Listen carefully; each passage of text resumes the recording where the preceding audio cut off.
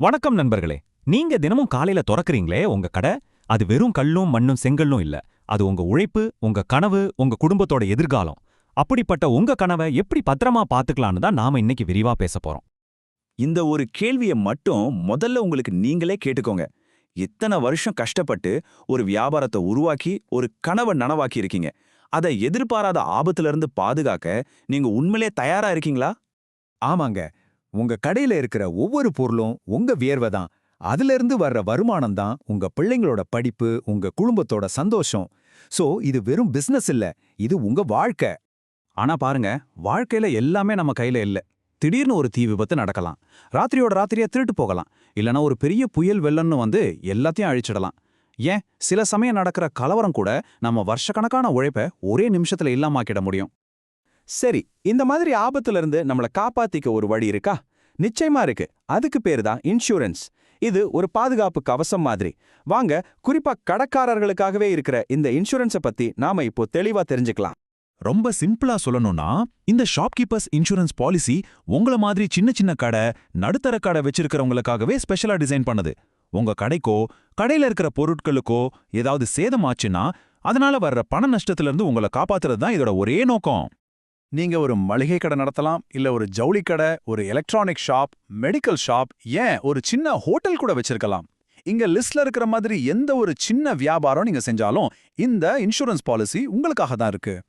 சரி, இப்போ நாம ரொம்ப ரொம்ப முக்கியமான ஒரு பகுதிக்கு வந்திருக்கோம். ஒரு இன்சூரன்ஸ் பாலிசி எடுக்கும்போது எதுக்கெல்லாம் பாதுகாப்பு கிடைக்கும், எதுக்கெல்லாம் கிடைக்காதுன்னு நாம தெள்ளத் தெளிவா தெரிஞ்சுக்கணும். அப்பதான் அவசர நேரத்துல எந்த குழப்பமோ ஏமாற்றமும் வராது. இந்த ஸ்லைட கொஞ்சம் நல்லா பாருங்க. இடது பக்கம், அதாவது எதுக்கெல்லாம் கவர் ஆகும்னு பாத்தீங்கன்னா, தீ விபத்து, வெள்ளம், கலவரம், கடையை உடைச்சு திருடுறது, இதுக்கெல்லாம் பாதுகாப்பு உண்டு. ஆனா வலது பக்கம் பாருங்க, நீங்களே வேணும்னே உங்க கடைக்கு சேதம் செஞ்சா, இல்ல உங்ககிட்ட வேலை பார்க்கறாலே திருடிட்டா அதுக்கு கவர் ஆகாது. ஒரு சிம்பிள் ரூல் என்னன்னா, வெளியில இருந்து வர எதிர்பாராத ஆபத்துகளுக்கு இன்சூரன்ஸ் ஒரு கவசம். ஆனா நமக்குள்ளேயே நடக்கிற தப்புகளுக்கோ தெரிஞ்சே செய்யற விஷயங்களுக்கோ பாதுகாப்பு கிடையாது. இந்த வித்தியாசத்தை புரிஞ்சுக்கிறது ரொம்ப முக்கியம். ஒருவேளை கெட்ட நேரம் நம்ம கடைக்கு ஏதாவது பாதிப்பாயிடுச்சுன்னு வச்சுப்போம். அப்போ நஷ்ட ஈடுக்கு எப்படி அப்ளை பண்றது, அதாவது எப்படி கிளைம் பண்றதுன்னு இப்போ பார்க்கலாம். ஐயோ, இது பெரிய வேலையாச்சேன்னு நினைக்காதீங்க. ரொம்ப சுலபந்தான். சரியான ஸ்டெப்ஸை ஃபாலோ பண்ணா போதும். பாத்தீங்களா, மொத்தமே 5 ஸ்டெப் தான். முதல்ல ஒரு நிமிஷம் கூட லேட் பண்ணாம இன்சூரன்ஸ் கம்பெனிக்கு ஃபோன் பண்ணி சொல்லிடணும். ரெண்டாவது, தீ விபத்து இல்ல திருடுனா உடனே போலீஸ்ல ஒரு எஃப்ஐஆர் ஃபைல் பண்ணணும்.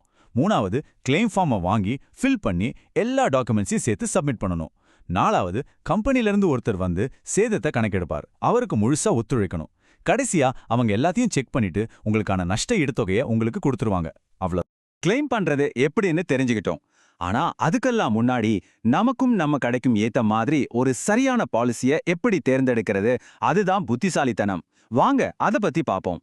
ஒரு பாலிசியை வாங்குறதுக்கு முன்னாடி இந்த 4 விஷயத்தை கண்டிப்பா செக் பண்ணுங்க. 1, உங்க கடையோட மொத்த மதிப்பு, உள்ள இருக்கிற ஸ்டாக்கோட மதிப்பு எல்லாத்தையும் சரியா கணக்கு போடுங்க. தப்பா குறைச்சி மதிப்பிட்டா நஷ்டம் உங்களுக்கு தான். 2வது, பாலிசி டாக்குமெண்ட்டை ஒரு வரி விடாம படிச்சு எதுக்கெல்லாம் கவர் உண்டு எதுக்கு இல்லைன்னு புரிஞ்சுக்கோங்க. 3வது, 2-3 கம்பெனியோட பிரீமியம் தொகையை ஒப்பிட்டு பாருங்க. 4வது, இதுதான் ரொம்ப முக்கியம், அந்த கம்பெனியோட கிளைம் செட்டில்மெண்ட் ரேஷியோவை பாருங்க. அதாவது வர 100 கிளைம்ல எத்தனை கிளைம் அவங்க சரியா செட்டில் பண்றாங்கன்னு காட்டுற ஒரு ரிப்போர்ட் கார்டு மாதிரி அது. அதை வச்சே அந்த கம்பெனி எவ்வளவு நம்பகமானதுன்னு தெரிஞ்சுக்கலாம். நண்பர்களே, இன்சூரன்ஸ்க்காக நாம கட்டுற பணத்தை ஒரு செலவா நினைக்காதீங்க. அது உங்க மன நிம்மதிக்காக நீங்க செய்யற ஒரு முதலீடு. நாளைக்கு என்ன ஆகுமோங்கிற பயம் இல்லாம நீங்க நிம்மதியா உங்க வியாபாரத்தை கவனிக்க இந்த முதலீடு கண்டிப்பா உதவும். கடைசியா இந்த ஒரு கேள்வியை நான் உங்ககிட்டயே விட்டுட்டு போறேன். ராத்திரி பகல் பார்க்காம நீங்க உழைக்கிறீங்க இல்லையா, அந்த உழைப்புக்கு நீங்க கொடுக்கக்கூடிய மிகச்சிறந்த பாதுகாப்பு எது? நல்லா யோசிச்சு பாருங்க, சரியான முடிவெடுங்க. உங்க கனவு எப்பவும் பத்திரமா இருக்கணும். நன்றி.